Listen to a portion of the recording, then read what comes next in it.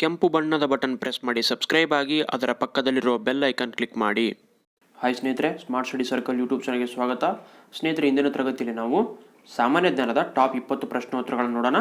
ಅದಕ್ಕೂ ಮೊದಲು ನಮ್ಮ ಚಾನಲ್ಗೆ ಯಾರು ಸಬ್ಸ್ಕ್ರೈಬ್ ಆಗಿಲ್ಲ, ಸಬ್ಸ್ಕ್ರೈಬ್ ಮಾಡ್ಕೊಳ್ಳಿ. ಅದರ ಪಕ್ಕದಲ್ಲಿ ಕಾಣ್ತಾ ಇರುವಂತಹ ಬೆಲ್ ಐಕಾನನ್ನು ಕ್ಲಿಕ್ ಮಾಡಿ. ಮೊದಲನೇ ಪ್ರಶ್ನೆ, ಈ ಕೆಳಗಿನವುಗಳಲ್ಲಿ ಸೋಪು ತಯಾರಿಕೆಗೆ ಬೇಕಾದ ಮುಖ್ಯ ಕಚ್ಚಾ ಸಾಮಗ್ರಿ ಯಾವುದು?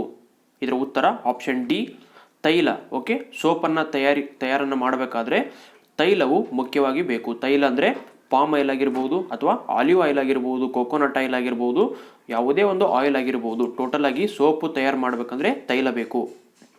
ಮೇಡಮ್ ಕ್ಯೂರಿ ರಸಾಯನಶಾಸ್ತ್ರದಲ್ಲಿ ನೊಬೆಲ್ ಬಹುಮಾನ ಪಡೆದ ವರ್ಷ ಯಾವುದು? ಇದರ ಉತ್ತರ ಆಪ್ಷನ್ ಬಿ, 1911ರಲ್ಲಿ ಮೇಡಮ್ ಕ್ಯೂರಿ ಅವರು ರಸಾಯನಶಾಸ್ತ್ರದಲ್ಲಿ ನೊಬೆಲ್ ಪಡೆದರು. ಯಾವ ಕೆಲಸಕ್ಕಾಗಿ ಅಂದರೆ ರೇಡಿಯೋ ಆಕ್ಟಿವಿಟಿ ಅಥವಾ ವಿಕಿರಣಶೀಲತೆ ಅಥವಾ ವಿಕಿರಣ ಪಟುತ್ವದ ಮೇಲೆ ಒಂದು ಅಧ್ಯಯನ ಮಾಡಿದ್ದಕ್ಕಾಗಿ ಮೇಡಮ್ ಕ್ಯೂರಿ ಅವರಿಗೆ 1911ರಲ್ಲಿ ರಸಾಯನಶಾಸ್ತ್ರದಲ್ಲಿ ನೊಬೆಲ್ ಬಹುಮಾನವನ್ನು ಕೊಡಲಾಯಿತು.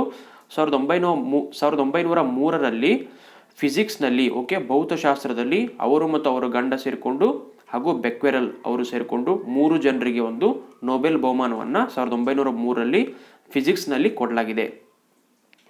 ರಾವತ್ ಬಾಟಾ ಪರಮಾಣು ವಿದ್ಯುತ್ ಕೇಂದ್ರವಿರುವುದು ಯಾವ ರಾಜ್ಯದಲ್ಲಿ? ಇದರ ಉತ್ತರ ಆಪ್ಷನ್ ಸಿ, ರಾಜಸ್ಥಾನದಲ್ಲಿ ಇದೆ.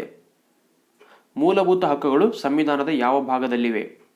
ಇದರ ಉತ್ತರ ಆಪ್ಷನ್ ಸಿ, 3ನೇ ಭಾಗದಲ್ಲಿ ಮೂಲಭೂತ ಹಕ್ಕುಗಳಿವೆ. 1ನೇ ಭಾಗದಲ್ಲಿ ಏನಿದೆ?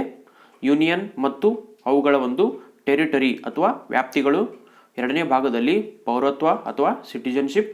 3ನೇ ಭಾಗ ಮೂಲಭೂತ ಹಕ್ಕುಗಳು. 4ನೇ ಭಾಗ ರಾಜ್ಯ ನೀತಿ ನಿರ್ದೇಶಕ ತತ್ವಗಳು ಅಥವಾ directive principles of state policy. ಮತ್ತು ಭಾಗ 4A ನಲ್ಲಿ ಮೂಲಭೂತ ಕರ್ತವ್ಯಗಳಿವೆ.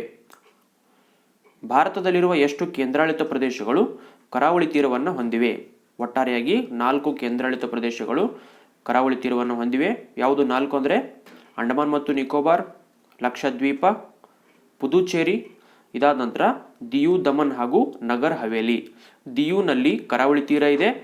ಈಗ ನಗರ್ ಹವೇಲಿ ಮತ್ತು ದಿಯು ದಮನ್ಗಳನ್ನು ಸೇರಿಸಿ ಒಂದೇ ಕೇಂದ್ರಾಡಳಿತ ಪ್ರದೇಶ ಮಾಡಿರೋದ್ರಿಂದ ದಾದ್ರಾ ಮತ್ತು ನಗರ್ ಹವೇಲಿ ಹಾಗೂ ದಿಯು ದಮನ್ಗಳಲ್ಲಿ ಒಂದು ಕರಾವಳಿ ತೀರ ಇದೆ ಅಂತ ಹೇಳಬೇಕಾಗುತ್ತೆ. ಒಟ್ಟಾರೆಯಾಗಿ 4 ಕರಾವಳಿ ತೀರಗಳು ಇವೆ. ಎಲ್ಲಿ? ಕೇಂದ್ರಾಡಳಿತ ಪ್ರದೇಶಗಳಲ್ಲಿ. ಏಕಮಾನ ಕಾಲದಲ್ಲಿ ಒಂದು ಕಾಯುವ ಚಲಿಸಿದ ದೂರವನ್ನು ಏನೆಂದು ಕರೆಯುತ್ತಾರೆ? ಜವ ಎಂದು ಕರೆಯುತ್ತಾರೆ. ಸೂರ್ಯನಿಂದ ಭೂಮಿಯನ್ನು ತಲುಪುವ ವಿಕಿರಣ ಶಕ್ತಿಯ ಭಾಗವನ್ನು ಹಸಿರು ಸಸ್ಯಗಳು ಯಾವ ಶಕ್ತಿಯನ್ನಾಗಿ ಪರಿವರ್ತಿಸುತ್ತವೆ? ಇದರ ಉತ್ತರ ರಾಸಾಯನಿಕ ಶಕ್ತಿಯನ್ನಾಗಿ ಪರಿವರ್ತಿಸುತ್ತವೆ. ಪಶ್ಚಿಮಕ್ಕೆ ಹರಿಯುವ ದಕ್ಷಿಣ ಭಾರತದ ನದಿಗಳಲ್ಲಿ ಉದ್ದವಾದ ನದಿ ಈ ಕೆಳಗಿನವುಗಳಲ್ಲಿ ಯಾವುದು? ಸರಿಯಾದ ಉತ್ತರ ಆಪ್ಷನ್ ಎ, ನರ್ಮದಾ ನದಿ.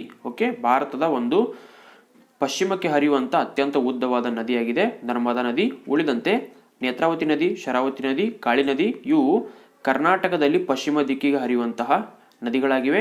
ಇನ್ನೊಂದು ಪ್ರಮುಖ ನದಿ ಅಂದರೆ ಅಘನಾಶಿನಿ ನದಿ, ಅದು ಕೂಡ ಪಶ್ಚಿಮ ದಿಕ್ಕಿಗೆ ಅಥವಾ ಇವೆಲ್ಲವೂ ಅರಬ್ಬಿ ಸಮುದ್ರವನ್ನು ಸೇರುತ್ತವೆ.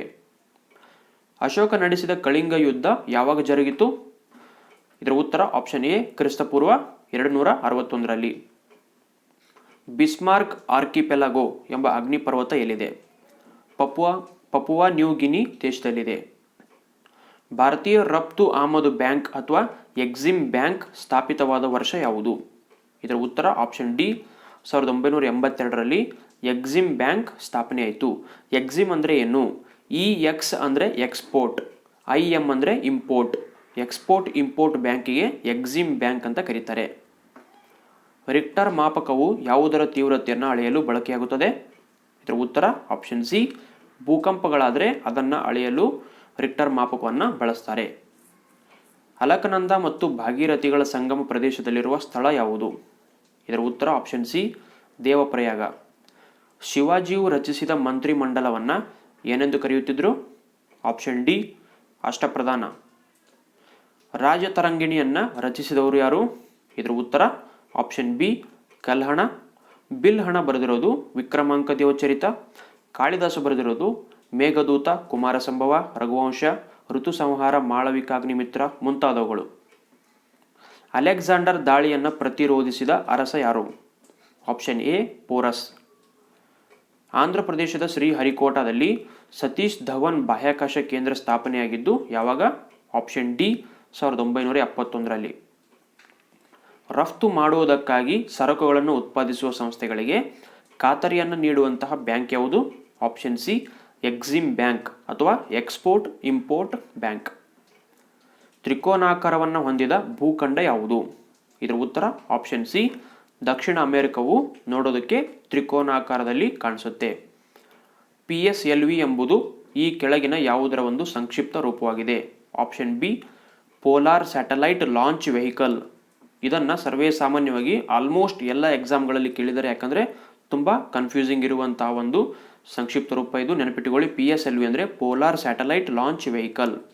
ಇದಿಷ್ಟು ಕನ್ನಡ GK ಟಾಪ್ 20 ಪ್ರಶ್ನೆ ಉತ್ತರಗಳಾಯಿತು. ಇದೇ ಥರದ ಹೆಚ್ಚಿನ ವಿಡಿಯೋಗಳು ಬೇಕಾಗಿದ್ದರೆ ನಮ್ಮ ಚಾನಲ್ಗೆ ಸಬ್ಸ್ಕ್ರೈಬ್ ಆಗಿ, ಅದರ ಪಕ್ಕದಲ್ಲಿ ಕಾಣ್ತಾ ಇರುವಂತಹ ಬೆಲ್ ಐಕನ್ ಕ್ಲಿಕ್ ಮಾಡಿ. ಈ ವಿಡಿಯೋ ನಿಮಗೆ ಇಷ್ಟವಾಗಿದ್ದರೆ ದಯವಿಟ್ಟು ಲೈಕ್ ಬಟನ್ ಪ್ರೆಸ್ ಮಾಡಿ ಲೈಕ್ ಮಾಡಿ, ಮರಿದೇ ನಿಮ್ಮ ಸ್ನೇಹಿತರಿಗೆ ಶೇರ್ ಮಾಡಿ. ಧನ್ಯವಾದ.